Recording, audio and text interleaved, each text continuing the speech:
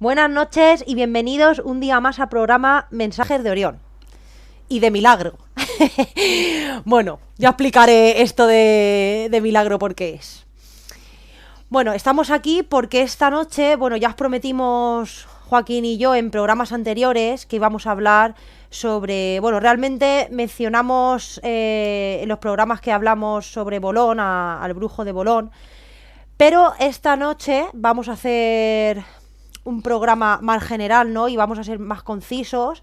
Es por eso que vamos a hablar, o Joaquín nos va a exponer el tema sobre las prácticas mágico-religiosas que tuvieron lugar en el monte de Bolón.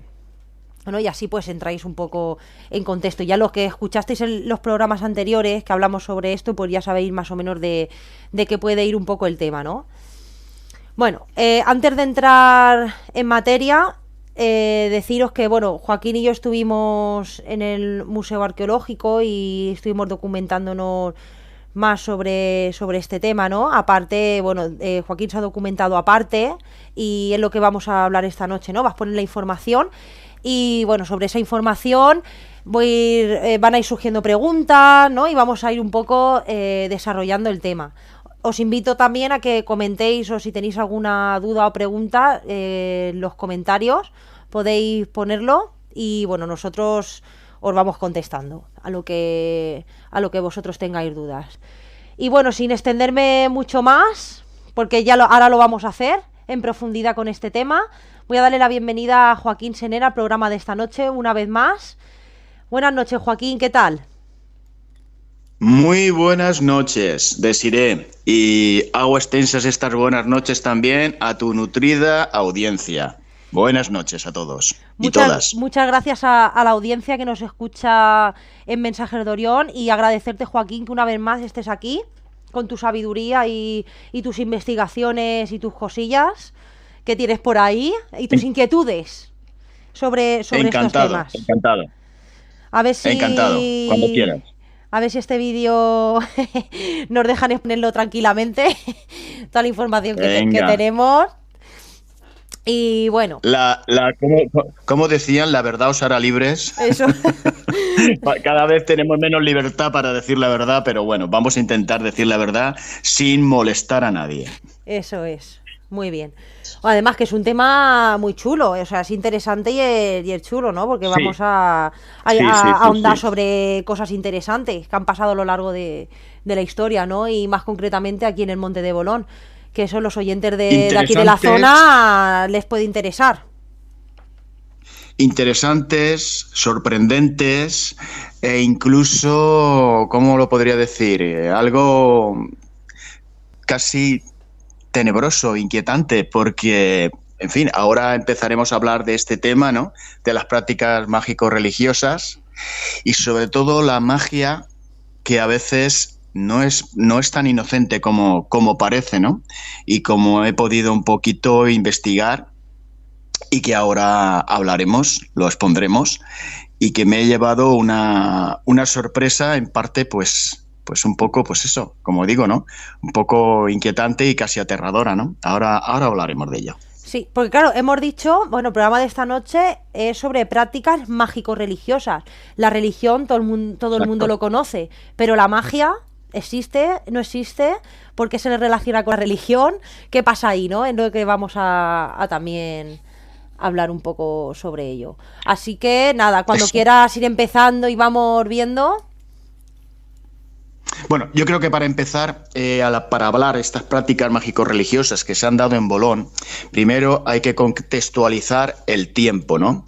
En Bolón tenemos evidencias arqueológicas de que se han dado este tipo de manifestaciones al menos desde la plena edad del bronce, unos 1800 años antes de Cristo, hasta el siglo III o IV antes de Cristo, en plena época íbera. Entonces, si quieres, empezamos un poco a contextualizar la época primera en la que tenemos vestigios de estas manifestaciones, ¿no? El año 1800 antes de Cristo, Bolón se encuentra enmarcado en lo que es plenamente la etapa del bronce valenciano, el bronce valenciano, que también tiene influencia de lo que es la época del bronce, de la época de los metales, ¿no? Del bronce, de lo que es el Argar. El Argar se dio en el sureste peninsular, su sede la tenía en Almería, pero su influencia llegó hasta el sur de Alicante y penetró por todo lo que es el valle del Vinalopó hasta Villena. El yacimiento de Terlinques y Cabezo Redondo, incluso el tesoro de Villena, son de clara influencia argárica. No hay gran diferencia entre lo que es la cultura perteneciente al bronce valenciano con lo que es la cultura argárica. Quizá la mayor diferencia pueda ser que, mientras que la cultura argárica, los enterramientos de sus difuntos se hacían dentro de lo que era la propia vivienda familiar, además, enterramientos, inhumaciones individuales, en lo que es la cultura del bronce valenciano, se entierra individualmente también, pero no dentro del propio domicilio, sino en el exterior. Puede ser en el suelo, pero sobre todo también en cuevas, que es el caso de Bolón, ¿vale? Entonces, en Bolón hemos encontrado, pues eso, hemos encontrado vestigios de enterramientos, de inhumaciones, en distintas cuevas, hasta un total de 9 que se hicieron sobre todo en los años 70 por parte del grupo de arqueología del Centro Excursionista Eldense. En los años 70 no existía una metodología tan metódica o, perdón por la redundancia, tan técnica como la actual, en la que se tienen en cuenta muchos factores y el estudio se hace muy pormenorizado y del cual se pueden extraer muchas conclusiones. En aquella época prácticamente se excavaba, se extraían determinadas evidencias arqueológicas, se llevaban al museo y posteriormente pues allí se analizaba. Pero a lo mejor no se hacían fotografías de campo, no se hacía un trabajo concienzudo y forense, ¿no?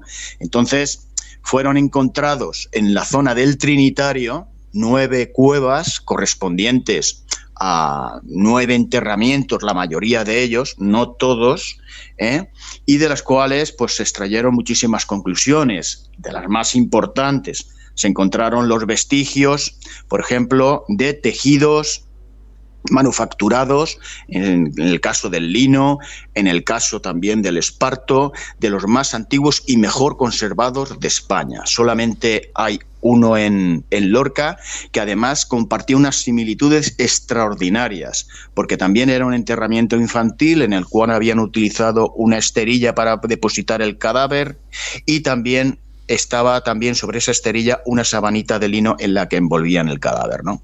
Entonces, ahí se encuentran unas similitudes que además enlazan a la hora de poder identificar que te pertenecían a la misma cultura, ¿no? Entonces, estos enterramientos han sido extraordinarios para poder dilucidar cómo era la sociedad del bronce en esta zona, que ya como digo, que también tenía influencia argárica.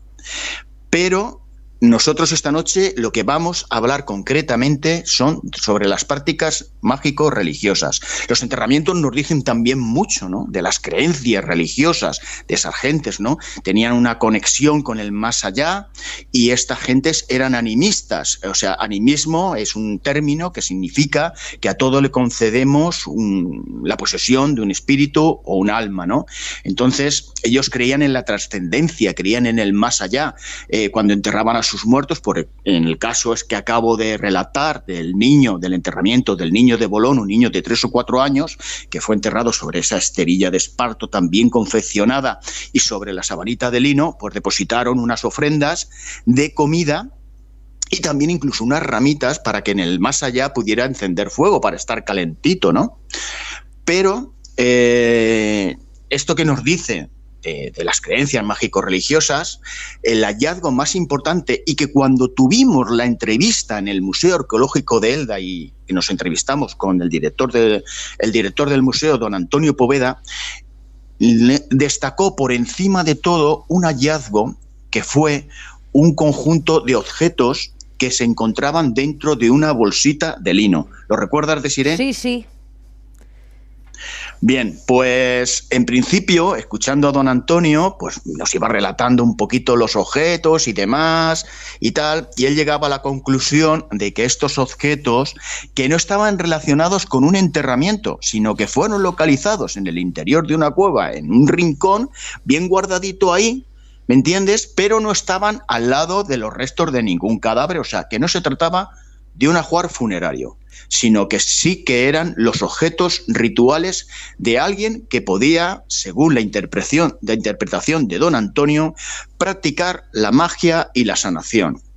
¿Cómo llegaba a esa conclusión? Pues llegó a esa conclusión porque resulta que entre los objetos pues había... Eso te iba a decir, que comentaras un poquito los objetos, y así los oyentes también saben de lo que hablamos. Estaban los dientes, bueno, pues, interesantes. Sí, pues vamos a hablar de esa bolsa de lino que se encontró, que ya digo, vuelvo a repetir, que don Antonio, el director del Museo Arqueológico de Elda, le dio una importancia capital, porque nunca en España había sido encontrado un alijo de objetos, todos juntos, tan complejo y tan difícil de interpretar, y que tanto nos puede decir sobre esas prácticas mágico-religiosas. Voy a tratar de describir los objetos, no todos, que contenía ese alijo. Bien, lo que más llama la atención es que había un montoncito de piezas dentales de personas adultas, porque los dientes de niños no tienen raíz, estos sí que tenían raíz, y correspondientes hasta 28 personas diferentes, ¿vale? Esto por un lado. Por otro lado, nos encontramos con huesos pertenecientes a falanges de dedos humanos de hasta 60 falanges distintas de dedos humanos. Aparte de eso, había un anillo de bronce, otro de plata engarzado en un hueso humano, probablemente para que no se perdiera, o porque, bueno, el hueso sabéis que tiene unas apófisis en los extremos, que son más anchas, y en la parte central es más estrecha, de manera que si sueldas un anillo alrededor de la parte central del hueso, ya no se puede salir por los extremos. De manera que no se puede perder, es más fácil encontrar un objeto grande que uno pequeño. Y también puede actuar como sonajero, ese anillo envuelto al lado del hueso, ¿no? Sí. Habían otros huesos, un otro perteneciente a una mandíbula, me pareció muy pequeña, podía ser de una mujer, podía ser de un niño. Estaban también los restos trocitos del cráneo. Habían otros restos también de otras partes del cuerpo, todos huesos bastante pequeños. Me llamó bastante la atención. Había también un collar hecho con caracolitas, había también una pulsera hecha con caracolitas. Ya he hablado de dos objetos, un collar, una pulsera, dos anillos. Quiero que os quedéis con estos objetos que son puramente decorativos. Son objetos que son, pues digamos, joyas muy rudimentarias, pero joyas al fin y al cabo, ¿no? Y aparte, pues estaban también unas vértebras carbonizadas de un pez y también lo que él definió como la falange de la pata de un perro. Pero también podía ser la falange de la pata de un lobo. Y esto es muy significativo, es muy importante. Sí. Bueno, antes de que hay sigas, más objetos, pero... Antes de que sigas. Pero, sí, claro que sí. A mí lo que me llama la atención de todo esto, así pues también comentas un poco, es que tú llegas al museo y tú ves todo esto así puesto en la vitrina, una cosa, la pulserita, el montoncito de dientes, y quien va al museo y lo ve, realmente no une, o sea, no se sabe, no sabe lo que es. Hasta que tú, por ejemplo, Joaquín, sí que lo sabías, ¿no? Porque tú has hecho tus investigaciones sobre esto. Pero una persona que no conoce esto va al museo y, a no ser que alguien se lo cuente, como don Antonio en esa ocasión, ¿no? Que conforme estaba hablando, claro, yo ya estaba alucinando, ¿no? Cuando lo que has comentado, que los dientes no eran de una persona solo, eran de 28 personas diferentes y toda esta historia, ¿no? Entonces ya montan la película completa, ¿no? Eso es lo que me llama la atención. Mira, yo quiero que nuestros oyentes ahora se imaginen el supuesto de que van a casa de un amigo o de una amiga y de momento están sentados y tomándose tranquilamente algo en su casa de visita, y de momento algo les llama la atención, la dueña o el dueño de la casa se han separado y se van a un sitio donde tiene un conjunto de objetos, y entre esos objetos se encuentran los dientes de 28 personas diferentes, falanges de hasta 60, correspondientes a 60 dedos humanos, huesos humanos. Se encuentran dos anillos, uno engarzado en un hueso humano. Claro. Se encuentran los collares. ¿Qué conclusión crees tú que pueden sacar de eso? La verdad que sería un conjunto de objetos muy macabro. ¿No te parece que resulta bastante macabro? Claro, conjunto de si lo ve alguien, claro, por eso. Vamos a ver, ¿a quién se le ocurre coleccionar los dientes? Mira, en principio, don Antonio nos dio la teoría de que podía tratarse de un sanador, ¿no? Como un curandero y al mismo tiempo un sacerdote de un pequeño conjunto de personas que habitó en el Trinitario y, en fin, y tenían por la persona dedicada un poco a la sanación. Y al mismo tiempo de la sanación, pues hacer los ritos religiosos, a servir de nexo de unión o de intermediario, que es lo que hacen los sacerdotes entre el mundo sobrenatural, el plano sobrenatural y el mundo terrenal. Hasta ahí, pues, no sé, puede parecer lógico, ¿no? Y que practicara también, pues, un poco pues, las actividades de dentista, pues extrayendo esos dientes que a veces pues se pican, se estropean, provocan una infección y no queda más remedio que extraerlos. Pero ojo, es que estuve examinando los dientes. Los dientes resulta que todos están sanos. Todos corresponden a individuos adultos. Entonces no me cuadra que fuera un sanador que estuviera extrayendo piezas dentales que estuviesen en mal estado, estuviesen necrosadas o picadas. No aparecen signos de estar negros, ni de estar picados, o de estar rotos, o de haber padecido algún tipo de infección. Eso te iba a decir, porque yo lo pensé luego. Sanos. Yo lo pensé eso luego, pero dientes claro, como sanos. Íbamos a hacer el programa, claro. Te lo iba a preguntar, pero es que ya lo has dicho tú. Yo lo pensé luego. Dientes sanos, vale. Dientes sanos. ¿Las falanges de dedos para qué? O sea, vamos, si es un sanador, ¿para qué quiere las falanges de los dedos? ¿A quién le ha estado amputando dedos? Con algún tipo de profilaxis o algún tipo de intervención quirúrgica para, no sé, para reparar cualquier tipo de problema. No tiene razón de ser, ¿vale? Luego, estos huesos, que son bastante pequeños, correspondientes al cráneo, a la mandíbula y otros huesos del cuerpo, que por cierto aparecen parcialmente carbonizados, también resulta inquietante. Y luego lo de la falange del perro, ojo, o la falange de un lobo. Resulta que en el Museo Arqueológico de Elda tenemos los restos de una ánfora muy bien conservada, pertenecientes a una etapa íbera antigua, y en la cual hay representada un lobo alado. Además es una pieza magnífica, de las mejores que hay en el Museo Arqueológico de Elda, ¿vale? Y le dan tanta importancia precisamente porque está representado el lobo alado. ¿Sabes lo que representaba para la sociedad íbera un lobo alado? El espíritu del mal, el demonio, amiga mía, el demonio. Luego, yo lo que sí que sabía, Joaquín, antes de que sigas con otro tema, yo lo que sí que sé, que es que en el mundo espiritual, cuando tú, por ejemplo, guardas algún tipo de hueso o pieza dental de un lobo o un perro, sí, significa protección. Eso sí que lo sabía.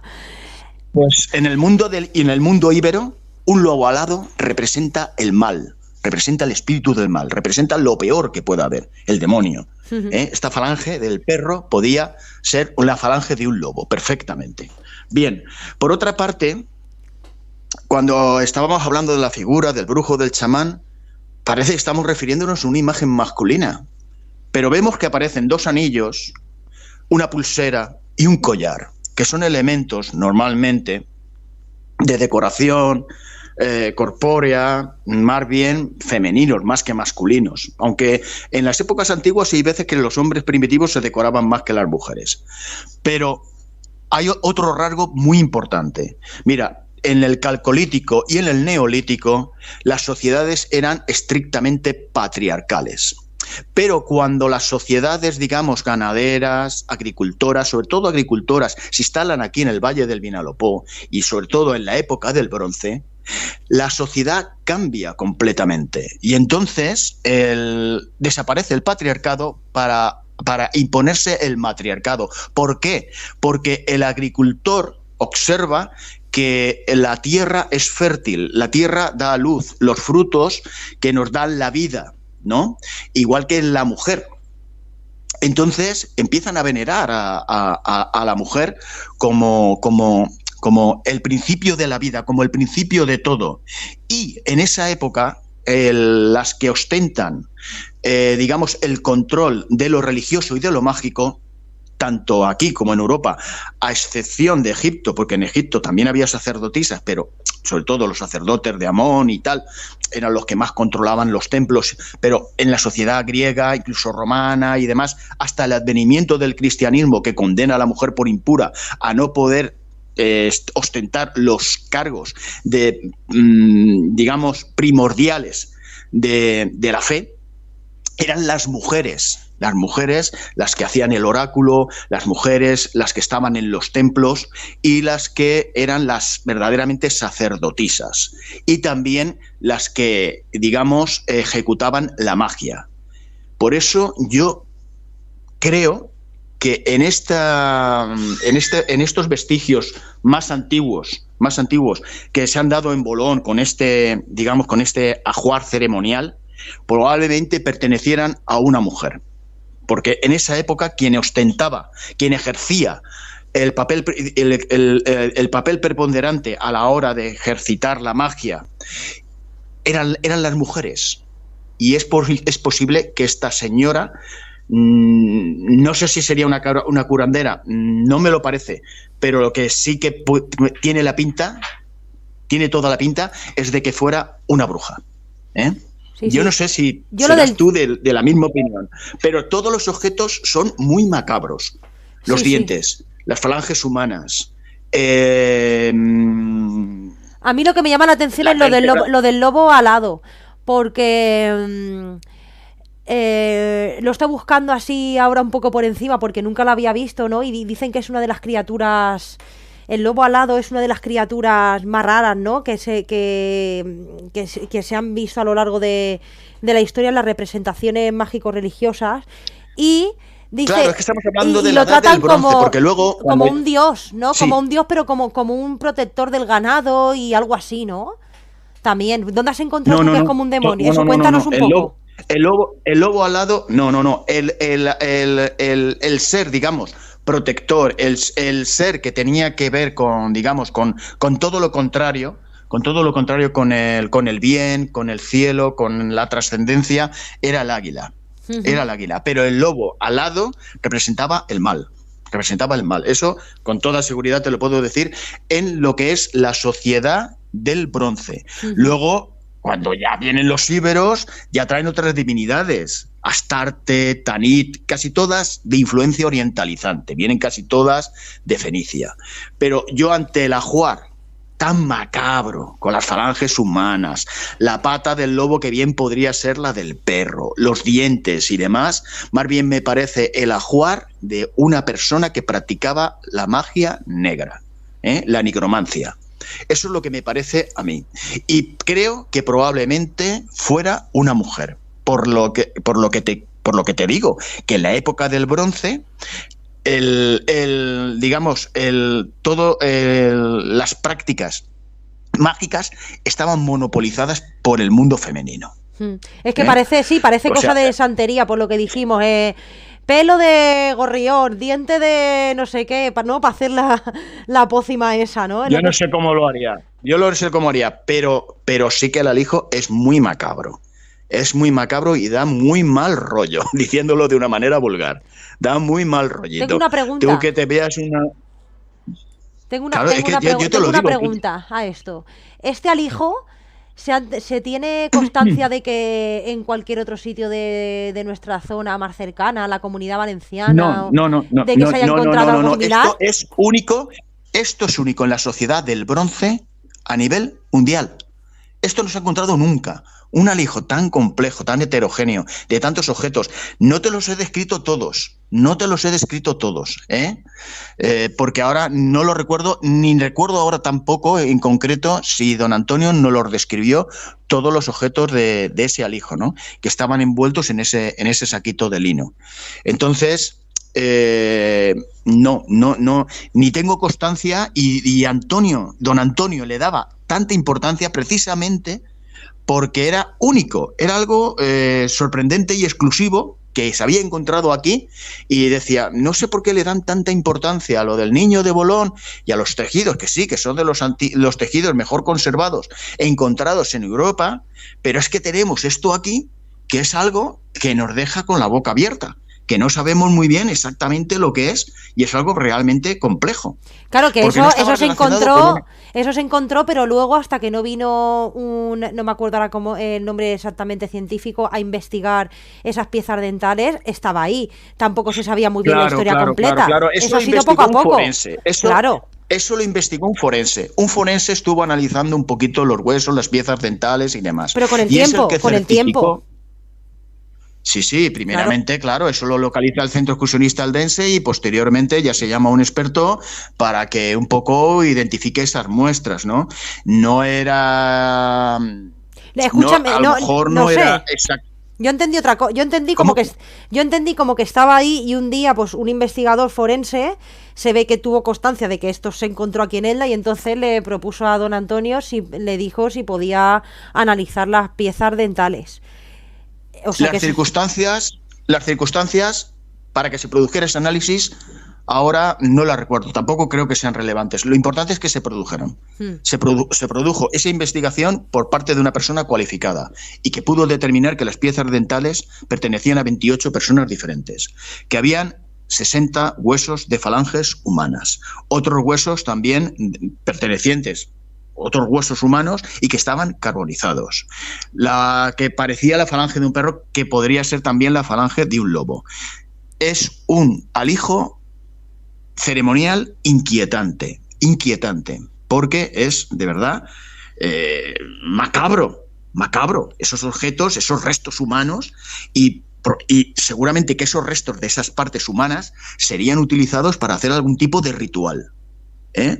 Y como te vuelvo a referir que al acabar el Neolítico y al entrar en la época del Bronce y el Mesolítico y el Calcolítico y al entrar en la época del Bronce la sociedad se volvió matriarcal y el control de la magia y la religiosidad lo ostentaban las mujeres, me arriesgo a aventurar la hipótesis de que eso le era utilizado por una mujer y una mujer que practicaba seguramente la necromancia. Eso es lo que yo creo. Esa es la hipótesis que yo aventuro. Puedo estar equivocado, seguramente, pero ante la entonces existe la magia, evidencia de los ¿no? objetos. Entonces existe la magia. Vamos a ver, hay una magia ritual que es espiritual y hay otra magia que es realmente efectiva. Es la magia que, digamos, que altera el medio, ¿no? A través de la magia yo puedo conseguir que algo, por ejemplo, que una persona sane, que una persona enferme, o puedo conseguir unos cambios físicos en determinado lugar. Pues no sé, que un río cambie su curso, o provocar una tormenta, o no sé, o que haya un eclipse de sol, ¿no? Muchas veces la magia tenía una base en la ciencia, ¿no? La gente no lo desconocía, como pasaba con la sociedad maya.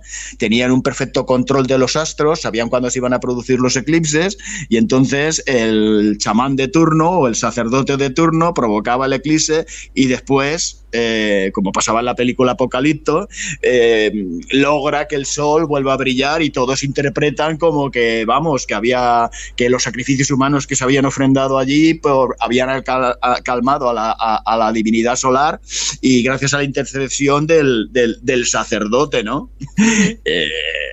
Vamos a ver, ¿existió la magia? Pues mira, pues en aquellas épocas pues habría gente muy probablemente con poderes paranormales como los hay en la actualidad. Hoy existen curanderos. No sé si en un anterior programa estuvimos hablando de un caso de un señor en Salinas que ponía las cañas y curaba pues dolencias de huesos, reumatismos, ciáticas y demás. Yo llegué a llevar a una persona de la que te hablé, que tenía relación familiar con él, a mi propia madre, y funcionaba. Incluso yo llegué a ir con una lumbalgia y sin saberlo, sin pretenderlo, sin que dependiera de mi voluntad, ni siquiera del curandero, se me curó simplemente por asistir a una de las sesiones. La magia existe. Es cierto también que las personas que cuando ya se impuso la religión cristiana solo permitía que la magia fuera practicada o por los santos o en el nombre de Dios, del Dios cristiano, por supuesto, o se daba credibilidad a la magia, a los milagros que había ejecutado Jesucristo, ¿no? Cualquier otro que practicara la magia, fuera pues una sanación, fuera una resurrección, eso ya, y fuera de lo que era del ámbito del cristianismo, era considerado pues una práctica del demonio, y inmediatamente se le aplicaba el castigo máximo, ¿no? Se le pasaba por la hoguera. Entonces, claro, es cierto también que muchas personas con capacidades y que podían haber transmitido esas capacidades a sus descendientes, pues fueron masacrados por el monoteísmo de la religión cristiana, ¿no? Pero yo creo que al igual que hoy en día hay gente con poderes paranormales para utilizarlos para bien o para mal, pues quizá en aquellas épocas pues también habían personas que tenían poderes paranormales y que podían utilizarlos, ¿no? Y habría también el que simplemente pues creía que los tenía y estaba medio zumbao, pero bueno, tenía capacidad de convicción y a la gente pues podía infundirle el temor o demás, ¿no? Entonces, en un principio yo interpreté que este alijo que encontraron en Bolón podía pertenecer a un curandero sacerdote o un curandero chamán, pero posteriormente, ante lo macabro de los objetos, mi versión o mi creencia ha cambiado y he planteado esta hipótesis, que quizá esa persona practicara más bien la necromancia. De todas maneras, lo que a mí me puede parecer ahora macabro, en aquellas épocas, con esa conexión que había con los difuntos, e incluso que la sociedad argárica, que se llegó a también a extender por el Vinalopó, que enterraba a sus muertos en su propio hogar, lo que a nosotros nos puede parecer macabro, a ellos les puede parecer muy natural. Y el tener partes humanas y a lo mejor de seres queridos, pues le parecería a lo mejor un elemento completamente, con una interpretación completamente diferente a la que yo le doy, ¿no? Yo le doy una interpretación mala y a lo mejor ellos le daban una interpretación buena. A lo mejor esos dedos, esos huesos, esos dientes les servían para hacer sus oráculos, sus adivinaciones y demás.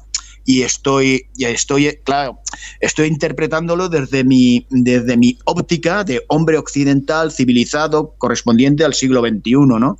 Pero a lo mejor en aquella época el tener esos objetos no era sinónimo de maldad, sino más bien de todo lo contrario, de un intento de conectar con el más allá. No lo sé cómo lo interpretarás tú, Desiree, pero sí, bueno. Sí, no, yo lo interpreto igual, realmente o sea, es macabro. Lo que pasa es que como actualmente, de alguna manera o de otra, se siguen practicando este tipo de historias, pues a mí me recuerda a lo que tú has dicho antes, a la santería, ¿no? A la santería pura y dura.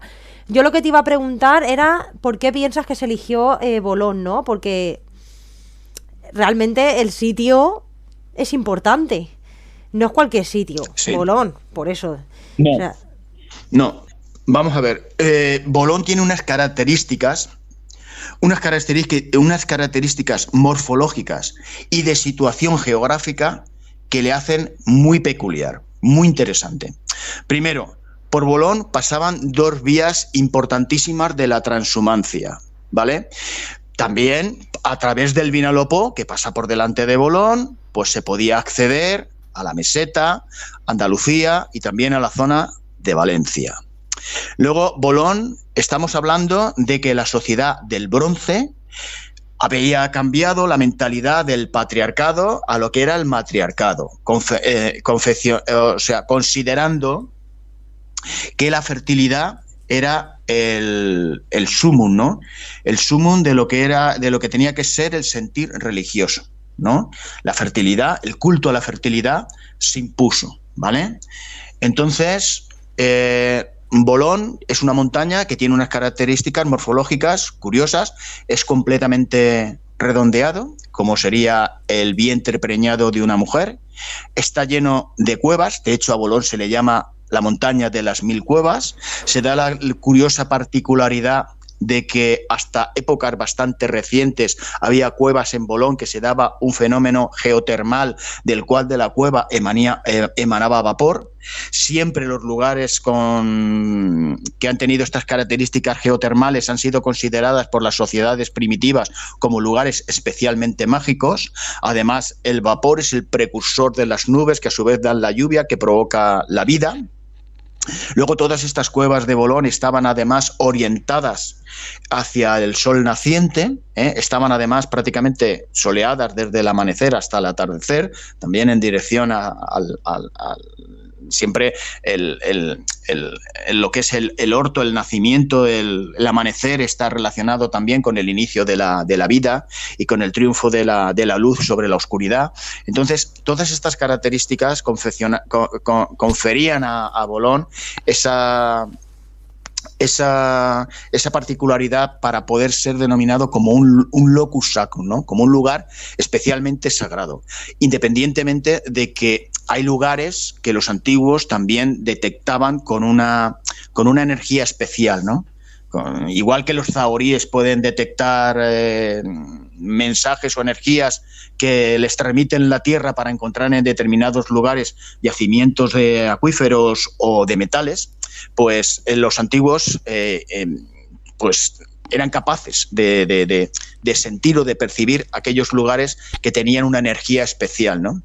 Y es cierto que este es el primer vestigio del que hemos estado hablando, de este alijo, ¿no? Que podemos interpretar para bien o para mal, que desde la mentalidad occidental actual nos puede resultar un poco macabro y quizá a lo mejor me estoy errando, y no es así, es más bien la teoría que nos expuso don Antonio Poveda, el director del Museo Arqueológico, que fuera una persona que practicara ritos mágicos religiosos y también de sanadores para curar y demás. Puede ser, no lo sé, pero después también, a pesar de que el milenio tercero al segundo, que casi correspondería, este hallazgo se corresponde a una época en que se ocupan las alturas, ¿no? La gente se va de los valles a ocupar posiciones en altura, como también lo hicieron en el yacimiento del Monastil o en el yacimiento que hay en el Puente del Sambo. Es cierto que ay, se me ha ido de la cabeza lo que te quería comentar ahora. Se me ha ido de la cabeza. Yo te iba a decir... Se me ha ido de la cabeza. Bueno, a ver si te acuerdas mientras. Yo te iba a decir, es que conforme estabas hablando, a ver, esto también es una teoría de las mías, ¿no? Que por eso precisamente también me interesaba que hiciéramos el programa este. Que, claro, al ser Bolón, por eso te preguntaba si se había encontrado algo parecido en alguna otra montaña, bueno, algún otro yacimiento, y solo se ha encontrado en Bolón. No. Me llama especial la atención luego bueno, yo voy a hacer luego un programa sobre avistamientos, ¿no? Que han habido en el monte de Bolón y siguen habiendo, ¿no? Eso es lo que a mí me llama la atención. ¿Tendrá que ver? A lo mejor no, pero bueno, es una cosa también que dentro de mis investigaciones y mis cosas... Ya me ha venido a la cabeza, es que a veces estoy dando descripciones tan largas que a veces se me olvida el objetivo, ¿no? Claro. Y lo que estaba tratando de decir, porque era un lugar especialmente sagrado o relevante para las sociedades antiguas de la época del bronce y posteriores, porque lo cierto y verdad es que aparte de estos enterramientos, que por ejemplo del Niño de Bolón, que por cierto con esos tejidos tan antiguos se encontró también otro más desaparecido, o sea, eso habrá ido a un coleccionista particular. Lo cierto y verdad es que durante casi 1400 años se han seguido produciendo allí enterramientos y se han seguido haciendo prácticas religiosas y mágicas en el monte de Bolón. Por eso, posteriormente, en la época íbera, han sido encontrados esbotos tanto de terracota como de bronce, con forma humana, con forma ecuestre y de otras formas, ¿no? Y por desgracia, de esos exvotos ha sufrido el Monte de Bolón tantos expolios que solamente tenemos uno que está depositado en el Museo Arqueológico de Petrel. Y si quieres, hablaremos también ahora de esa segunda etapa, digamos, de la historia de Bolón, ya más reciente, que corresponde a los siglos a lo mejor del séptimo, octavo, hasta el tercero o segundo antes de Cristo, en la que hicieron uso de esa montaña unas sociedades distintas que evolucionaron de estas sociedades del bronce, estos primeros agricultores ganaderos de la sociedad del bronce, que derivaron tras la influencia de fenicios y griegos en los íberos. Y estos mismos íberos que poblaron nuestro valle fueron también los que hicieron posteriormente prácticas mágico-religiosas en el Monte de Bolón. Ya te digo que y hasta es que el se siglo, siguen haciendo por lo menos, hoy en día. Segundo. Y es que se siguen haciendo hoy Sí. en día. Yo he recogido de allí, de las cuevas por las que pasé, una de ellas, que no sé el nombre, yo he recogido trozos de vasijas de barro, de haber hecho dentro algún tipo de quema o de alguna historia. O sea, es que la gente sigue haciendo además, cosas. A mí me han comentado también de hacer dibujos geométricos que tienen que ver con prácticas más bien de magia negra, ¿no? Como la estrella de David y demás. Se han encontrado así este tipo de representaciones allí en el Monte de Bolón. Además, cuando yo fui también hace poco por Sí. la parte del Trinitario, que te lo comenté, lo que pasa es que no le hice foto, también unos círculos concéntricos y unas cosas que digo, no, también le podía haber hecho foto, pero bueno, no se la hice, pero eran como unos círculos concéntricos. Entonces, vamos, que la gente sigue yendo y sigue haciendo cosas actualmente, en el siglo en el que estamos. Sí, por eso digo que hay lugares que a lo largo de siglos o a lo largo de milenios, pues ha estado ahí una pequeña, digamos, porque en la época del bronce las cuevas eran los lugares sagrados, ¿no? Eran lugares sagrados, pero también empezaron a hacerse las primeras construcciones, sobre todo en la época precedente al bronce valenciano, que era la época megalítica. Aquí en el sureste no se hizo mucho, pero por ejemplo en Andalucía, en Extremadura y el norte de España, pues se hicieron dólmenes, menhires y toda la costa de Francia, incluso Inglaterra, con los cromlechs y demás, y se hicieron construcciones pues también para hacer enterramientos y también para hacer ceremonias, para practicar ceremonias religiosas. Pero en esos mismos lugares, posteriormente, pues se instalaba, pues eso, un templo fenicio, un templo romano, posteriormente un templo cristiano, posteriormente la mezquita y después encima de la mezquita una catedral. Y son lugares que por lo que sea tienen una energía especial, una energía, digamos, que puede conectar con el plano espiritual y que de manera recurrente han sido ocupados por distintas civilizaciones en distintas épocas del tiempo para depositar allí los templos, las iglesias, las mezquitas, para hacer las prácticas religiosas. O sea que sí que es cierto que sí, hay lugares que tienen una energía especial y Bolón es uno de ellos. Es un lugar donde desde el segundo milenio antes de Cristo se han estado haciendo todo tipo de prácticas, se siguió haciendo con los íberos y posteriormente hasta la actualidad que van gentes allí pues a hacer no sé qué tipo de cosas, pero que por lo poco que me han contado en las épocas actuales resulta inquietante también. No me hacen mucha gracia. Claro. Escúchame, Joaquín, ¿te vas a hablar de las últimas épocas? Sí, quiero mencionar, aunque sea por encima un poco, la época íbera, porque es completamente distinta. Sí, por eso, pues coméntala. El primer alijo del que hemos hablado, que ya digo que es excepcional y que no se ha encontrado parangón probablemente en el mundo, este alijo de objetos ceremoniales, un poco que bajo mi mentalidad, como hemos dicho, me puede parecer macabro y demás. Luego pasamos a una época completamente distinta. Ya te digo que Bolón estuvo ocupado en esa época del bronce poco tiempo, quizá 2 siglos, quizá no más, ¿no? Pero a pesar de estar desocupado posteriormente, sus cuevas fueron utilizadas como lugar de enterramiento, de inhumación y también para ofrendar, para hacer ofrendas a las divinidades o directamente para oficiar ceremonias religiosas. Esto, los vestigios los tenemos también en el Museo Arqueológico. Recordarás que vimos un vaso votivo, Sí. que era de cerámica y tenía la típica forma de los cálices que se utilizan en las ceremonias sagradas, pues para verter ahí un líquido y demás y compartirlo con la comunidad. Probablemente, según nos estuvo explicando don Antonio Poveda, sería un rito que se celebraría a las puertas a la entrada de una cueva, no en el interior, sino a la entrada de una cueva, y probablemente esa copa pues contendría pues a lo mejor pues un hidromiel o vino o lo que sea. Se compartiría ese cáliz mientras el que oficiaba, el sacerdote que oficiaba la ceremonia, pues trataba de interceder un poco entre el plano material y el plano espiritual para pedir los mejores dones, ¿no?, para la comunidad.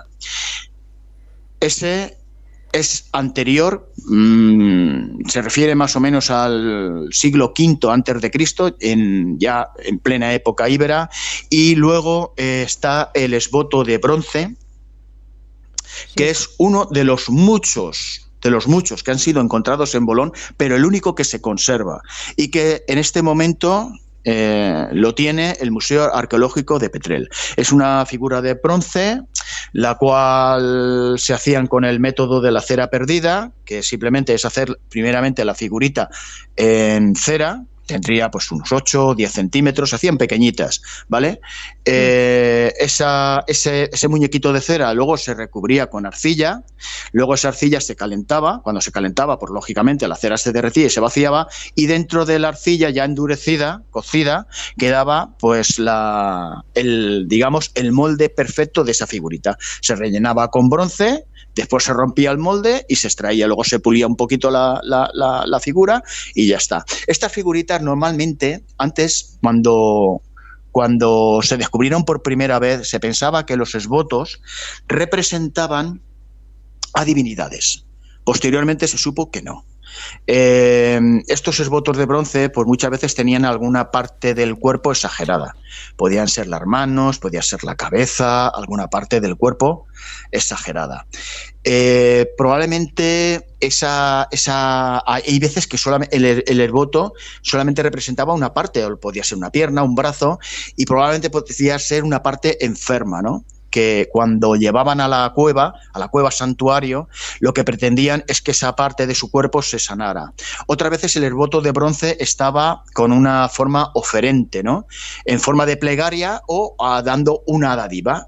A esas cuevas santuario, y ya digo que en Bolón se le llama la montaña de las 1000 cuevas porque hay cuevas por todas partes, y estas además que tienen el fenómeno hidrotermal, pues no solamente se hacía la ofrenda del esboto de bronce o de terracota, que terracota es arcilla cocida, terra significa tierra, cota, cocida, ¿no? Entonces también se hacían ofrendas pues de comida, de bebida, de miel, para interceder un poco y a través de estas donaciones a las fuerzas divinas pues conseguir pues un bien a nivel particular o de la divinidad, ¿no?, o de la comunidad. Sí, sí. Estas prácticas, como ya digo, se fueron extendiendo durante toda la época íbera, y aunque solamente conservamos un esboto, hay constancia de que se han encontrado muchísimos más, incluso de forma todo lo que secuestros, se ha perdido, ¿no? y bueno, y todo de lo que se ha perdido, Claro, ¿no? claro. Hay que tener en cuenta una cosa. En Bolón se han hecho muchísimos expolios. Ha habido muchísimos coleccionistas que a nivel particular habrán recolectado piezas. Luego también hay que tener en cuenta que a partir de la romanización, esta tradición de ir a las cuevas sagradas de Bolón para depositar los esbotos y ofrendas y demás se pierde. Pero mucha gente sería consciente de que habían figuritas de bronce y demás y otro tipo de objetos, y probablemente el saqueo habrá estado produciéndose desde la época romana hasta la actualidad, pero sobre todo en estas épocas más recientes. Y comenté en el anterior programa que en época del padre Belda, que fue el primer director del Museo Arqueológico de Alicante, pues él le pagaba a un cabrero de la zona directamente por cada cráneo que le trajera de las cuevas de Bolón. Imagínate el tipo de arqueología que se estaba haciendo. En los almacenes del Museo Arqueológico de Alicante hay toneladas de piezas sin clasificar y sin identificar, y probablemente habrá mucho material correspondiente aquí a Bolón, con el arqueólogo, el Indiana Jones que mandaban al cabrero. Imagínate el destrozo que haría ahí, vamos. Entonces, mucho de lo que albergaba Bolón se ha perdido, desgraciadamente se ha perdido, y mucho probablemente está todavía sin localizar. Hay cuevas que probablemente se sellaron a posta, se taparon, se ocultaron. Y quizá en el futuro, pues Bolón pueda dar sorpresas muy interesantes. Por eso que digo, bueno, que ya tuvimos que fue un lugar... hace la otra semana, ¿no? Una sorpresa, que fuimos a la cueva. Sí, que estuvo extraviada bastante tiempo, sí. La cueva que también llaman de los Reyes Magos, llaman de la cueva del Mortero o llaman la cueva de la Pólvora. Pues muchas cuevas que se utilizaban también como santuarios y demás, pues fueron ocultadas una vez que perdían o con el advenimiento del cristianismo, que todo este tipo de prácticas religiosas pues fue prohibida, pues a lo mejor para protegerlas y demás, pues fueron ocultadas a cal y canto, y están ahí, pues imagínate, con muchas ofrendas de aquellas épocas que pueden ser muy interesantes, y sobre todo son testimonios físicos, las pruebas arqueológicas, que nos pueden decir mucho de las creencias y de la forma de vivir de nuestros antepasados, ¿no? Y están esperando allí a ser localizadas, y no me cabe duda de que tienen que haber cosas todavía por encontrarse. No, claro, si realmente falta información sobre muchas cosas que desconocemos. Si hubiera sido las cosas de otra manera, pero es que no. El problema, mira, el otro día me estaba comentando un amigo de otra persona que, en fin, que se fue allí a Bolón con un detector de metales, encontró allí una serie de dinares de plata y demás. La suerte es que este hombre tenía conciencia, se puso en contacto con don Antonio, el director del Museo Arqueológico, volvieron en varias ocasiones con el detector de metales y extrayeron lo que hoy se llama el tesorillo de Bolón, ¿no? Compuesto de unas decenas de monedas de plata correspondientes pues a la época andalusí, ¿no? Y se han podido conservar pues porque este tío tenía conciencia y decidió pues, llevarlas al museo, ¿no? Pero la mayoría de las cosas que se han extraído de Bolón han ido a parar a colecciones particulares. Imagínate, donde se encuentra un esboto, de bronce, es seguro que había más, sea de bronce o de terracota, porque ese sería un lugar frecuente donde se hacían ofrendas, ¿no? Y solamente tenemos uno, como ya digo, solamente tenemos uno de bronce depositado en el Museo Arqueológico de Petrel. Y sabemos perfectamente que se trata de ¿En el de Petrel por qué? De un sacerdote. Joaquín, ¿en el de Petrel por qué? ¿Por qué en el de Petrel y no en el de Elda? No debería de estar en el de Petrel. Se están haciendo gestiones para que se devuelva a Elda. Claro. Se están haciendo gestiones para que se devuelva a Elda, pero de momento está en Petrel. Lo interesante de este esboto es que tiene una vestimenta, lleva una capa, una túnica corta y lleva el pelo tonsurado, que es la coronilla pelada, rapada, y este tipo de estética correspondería a un sacerdote. Entonces, este esboto lo encargó directamente un sacerdote, porque los esbotos normalmente representan a la persona que los iba a donar a las divinidades. Los llevaba a la cueva santuario y el esboto normalmente le representaba a sí mismo. Hay veces que también se podían llevar esbotos de animales o, como he dicho, de una parte de tu cuerpo que estaba enferma, que querías que se sanara, ¿no? Pero normalmente representaba a la persona que... Y está claro que quien ofrendó ese esboto en esa cueva de Bolón era un sacerdote, era una persona que se dedicaba al culto. Eso sí que lo sabemos. Y seguro que ha habido muchísimos más esbotos además me lo han comentado de gente que estuvo en los tiempos, no sé si te acordarás, que había un programa que se llamaba Misión Rescate y en aquella época los colegios se organizaron para llevar los profesores con alumnos a buscar y demás. Aquí me hablaron también de un esboto de bronce que localizaron en Bolón con forma ecuestre, con forma de caballo. Entonces, hay muchísimo que había en Bolón que se ha perdido, pero es posible que todavía quede mucho. Pero claro, también lo que es la investigación particular, o sea, a ti te ven ahora con un detector de metales en cualquier sitio y te cae una multa Claro, no, considerable. ahora no se puede hacer nada, ni aunque sea en favor del pueblo, ¿no? Claro. No se puede, no se pueden. Tienen que hacerlo directamente arqueólogos, no lo puedes hacer por tu cuenta. Claro. En otros países está permitido y cuando alguien encuentra algo lo pone en conocimiento de las autoridades y luego las autoridades hacen una valoración del objeto y le dan una compensación. Pero aquí está terminantemente prohibido. De manera que al final como no hay presupuesto para hacer estas investigaciones y por otra parte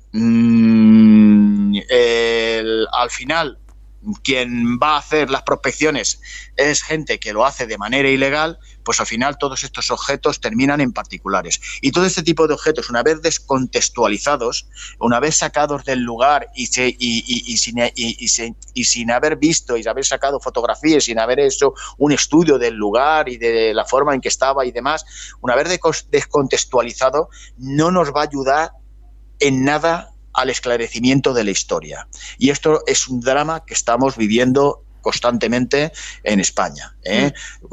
Constantemente te enteras de noticias de que han detenido en un sitio, en Murcia a lo mejor, un tío que tenía pues un par de naves llenas de objetos de todo, de la época fenicia, árabe, romana, pero en cantidad industrial y los estaba vendiendo en el mercado negro. Madre. Y a lo mejor un saqueo que lo ha llevado al cabo de décadas, que ha estado haciéndolo durante décadas y no ha pasado nada. Y no ha pasado absolutamente nada.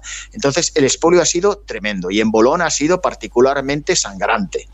De manera que resulta complicado reconstruir la historia de este lugar tan curioso, ¿no? Pero lo que sí que tenemos son estas tres evidencias de las que hemos hablado. El alijo que no sabemos si correspondía al chamán sanador, la copa votiva que sabemos que se haría en una cueva santuario, a la puerta de la cueva santuario, en una ceremonia parecida al rito de la Eucaristía cristiana, y el esboto de bronce que está depositado en el Museo Arqueológico de Petrel, que sin duda alguna perteneció a un sacerdote y que se representó a sí mismo cuando depositó este esboto en una cueva santuario. Eso sí que lo sabemos.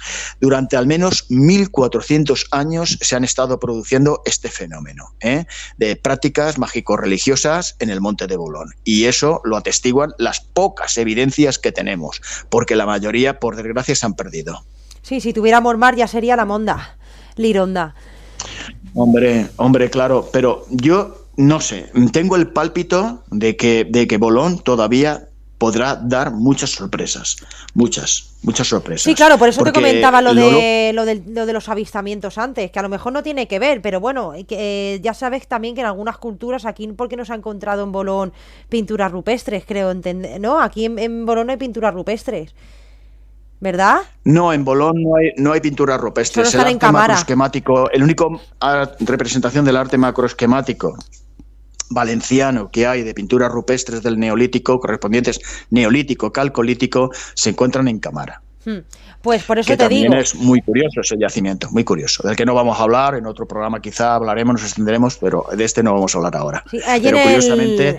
en el Museo del Marc le hice una foto. ¿Tú has ido al Museo del Marc? Sí. ¿Has visto? Es que a ver si lo sabes tú.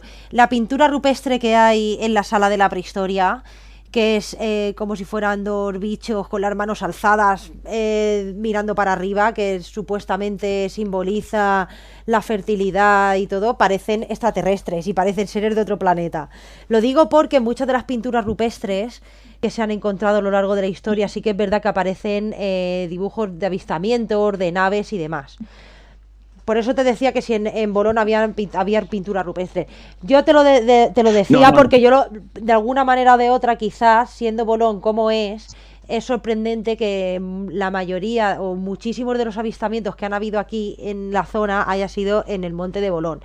que próximamente también saldrá a la luz algunos de los programas y testimonios de personas, ¿no? Que han podido ver cosas. Entonces, de alguna manera o de otra, ¿tiene relación? Pues no lo sé, pero yo a lo mejor sí que lo puedo relacionar en cierta parte, ¿no? Si Bolón era un sitio estratégico, mágico, con muchas cuevas, también más que nada porque se dice que a lo mejor los ovnis no vienen de fuera de la Tierra, sino de dentro, ¿no? Entonces, bueno, eso son teorías locas también que se quedan ahí en el aire, que luego cada uno pues puede tomarlas o dejarlas, ¿no? Porque claro, obviamente de esto no hay evidencia científica.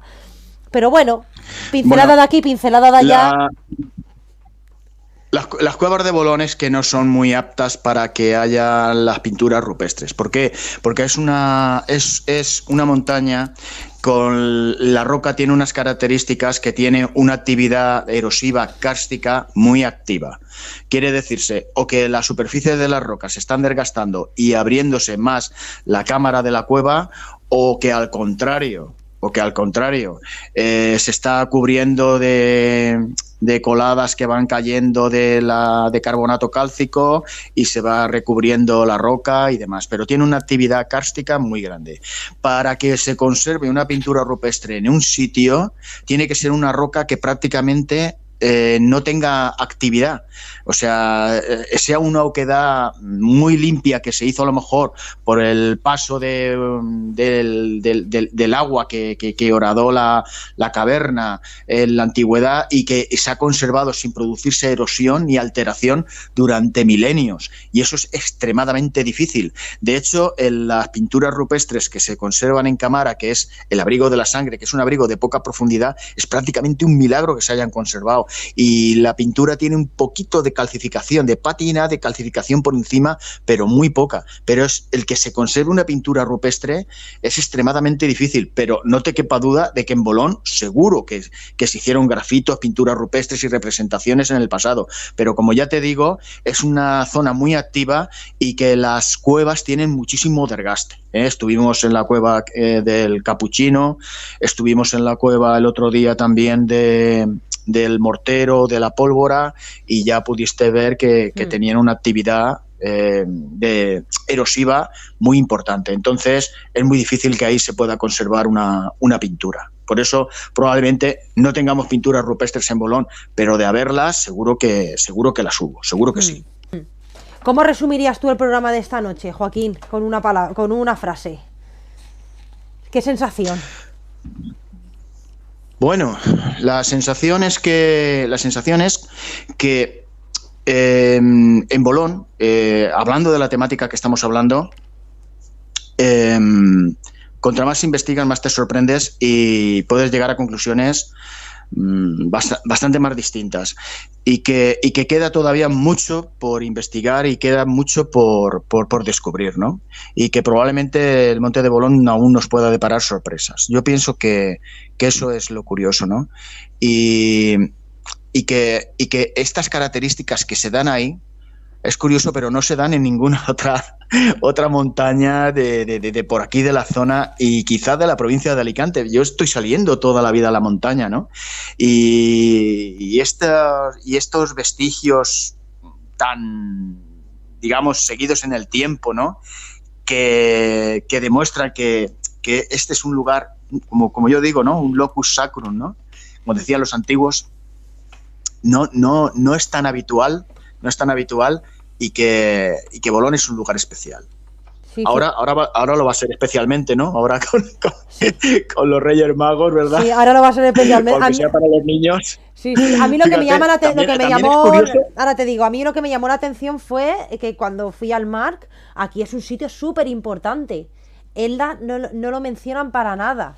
O sea, nos tienen un poco ahí apartados, no sé por qué exactamente. Pues es sorprendente que en el Marc hagan eso, porque ya te digo que los vestigios de los tejidos textiles más antiguos de España y quizás de Europa se han encontrado aquí, por lo menos los mejor conservados. Se han encontrado aquí en Bolón.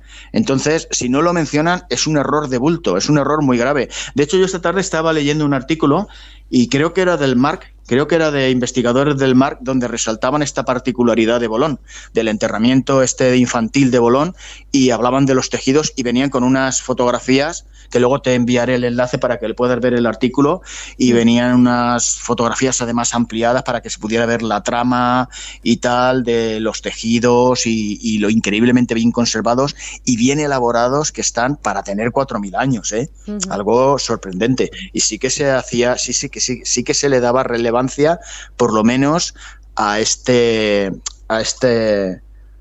descubrimiento, ¿no? A lo mejor a nivel interno sí, pero allí no vas a ver. Allí solo se muestra una parte del yacimiento de Monastil a través de una pantalla, como si fuera un recorrido en 3D, pero allí no ves Elda ni nada. O sea, me leí tarjeta y allí no ves Elda por ningún sitio, siendo esto uno de los sitios más importantes, ¿no? Eso me llamó la atención. Pues la verdad es que el programa de hoy, interesante, donde los hayan. Sí, y que me perdone la audiencia porque hay veces que hago explicaciones muy largas, me voy por las ramas y a veces me estoy olvidando, porque claro, de una cosa me paso a otra, y me estoy olvidando del objetivo primordial, ¿no? De lo que quería explicar, y a veces me digo, pero bueno, ¿a dónde quería llegar, no? Sí, que me disculpen, pero bueno, es una cosa que a veces quieres explicar tantos detalles que terminas un poco perdiéndote. Pero bueno, hemos recuperado el hilo y ya sabía yo lo que quería explicar. Yo lo que quiero decir para finalizar es que bueno, ahora Bolón, como sabes, está incentivando mucho, ¿no?, lo que son prácticas más de montaña, ¿no?, con el tema de las vías ferratas y demás, y a ver si se pudiera también destinar, aunque sea una pequeña parte de dinero, a seguir investigando este tipo de cosas, ¿no?, que no todo sea el ocio y la diversión, porque nunca hay presupuesto para eso. Por eso Mira, el Trinitario, por ejemplo, está hecho una pena. Está hecho una pena. ¿Me lo dices o me lo cuentas? Que ahí llegaron, extrajeron lo que tenían que sacar, dejaron las zanjas abiertas. Aquello es un desastre. No se ha puesto ni siquiera un letrero de interpretación y decir los hallazgos que se han hecho allí y un poco que la gente puede interpretar aquello. No hay acceso tampoco a la zona. En fin, no se invierte, la verdad que no se invierte ni en conservación ni en divulgación, salvo la excepción, y creo que buena excepción, de lo que es el Monastil. El resto de los yacimientos del patrimonio histórico de Elda está bastante descuidado. Y ahora se ha movido un poco ahora, y lo sabes, el tema del castillo de Elda y el yacimiento del Monastil se ha movido un poco ahora. Lo del castillo de Elda también es sangrante. Porque era un castillo de gran relevancia, ¿no? Por todo, monumental, arquitectónico e histórico. Y bueno, yo estuve en una visita guiada, estuvieron hablando de las restauraciones. La restauración que se han hecho hasta ahora no me han disgustado, ¿no? Sé que el castillo de Elda es muy difícil de restaurar, además se encuentra encima de un terreno muy malo porque es un terreno arcilloso que prácticamente se desmorona, es muy difícil actuar allí. La reconstrucción que se está emprendiendo no pretende recuperar la integridad pasada. En fin, sobre estas cosas de las restauraciones hay mucho que... Se nota que es muy... Yo también lo visité y se nota que es más moderno. No guarda mucho con lo antiguo, pero bueno, el terreno tampoco da mucho a trabajar. Claro, es que hay que tener en cuenta que el castillo de Elda fue utilizado durante muchos años como cantera, ¿no?, para extraer materiales. Entonces ahora el hacer una actividad de reconstrucción, aunque se tienen planos detallados de cómo era, pues prácticamente sería rehacerlo nuevo, ¿no? Y ya no estarías viendo el pasado, estarías viendo una representación del pasado, pero hecho con elementos modernos, ¿no? Bueno, lo último que estaba comentando es que fíjate que también es curioso que Bolón, hablando de que los lugares que tienen un carácter mágico recurrentemente son utilizados, que en la actualidad pues también el centro excursionista pues instaurara esta tradición de la bajada de las antorchas, ¿no?, con motivo de la llegada de los Reyes Magos, ¿no?, y que otra vez a Bolón se le vuelve a conferir ese carácter mágico, ¿no?, con el tema de los Reyes Magos, ¿no? Fíjate que es curioso, podía haberse hecho en otra montaña, a lo mejor en Batech o fíjate, en una montaña tan majestuosa como es el Cid y demás, ¿no? Pero curiosamente, otra vez bolón para poner allí, para situar allí la magia. La magia, sí que es verdad, sí. Pues nada, un final muy bonito. un final muy bonito. Lo que no sé la gente si lo escuchará antes o después de Navidad. Mira, a lo mejor lo pongo la Semana de Reyes. Y así, ¿ves? Como tú quieras. Sí, seguramente lo ponga la Semana de Reyes. Y así la gente se mete más en materia. Pues Joaquín, Muy bien. darte las gracias una vez más por haber estado aquí esta noche y mostrarnos todo lo que sabes, ¿no? Sobre este tema de Bolón. Y bueno, próximamente pues haremos más temas investigativos, ¿no? En Mensajes de Orión. Uf, en el campo que tú abarcas hay infinidad, infinidad. Hace poco estuve leyendo un artículo sobre la guerra psicotrónica, sobre laboratorios secretos que tienen los soviéticos para utilizar a mediums y psíquicos para emprender una guerra para alterar las facultades de los enemigos, las facultades mentales, incluso la salud de los enemigos. Algo realmente inquietante y preocupante, ¿no? Sí, Que se eso se ha, dediquen tantos medios a cosas así. Sí, el Pero bueno, proyecto, el proyecto Montauk y el proyecto Filadelfia está relacionado con lo que tú estás diciendo. Y la serie que están haciendo de Stranger Things, que mucha gente la conocerá, hablan de eso, de los experimentos que se realizan con la gente, ¿no? Y muchas veces cómo han sido capaces de desarrollar las habilidades psíquicas y físicas de las personas, ¿no? Para lograr ciertos intereses. Así que ahí lo dejo yo también. intereses espurios en ocasiones. Muy bien, pues encantado, un abrazo muy grande, Desiree, y nada, pues desear unas felices fiestas a tu audiencia y nada, me quedo a disposición de todos vosotros para próximas ocasiones. Muchas gracias, Joaquín. Un abrazo a ti y a toda la audiencia también. Un saludo. Un abrazo, buenas noches. Buenas noches.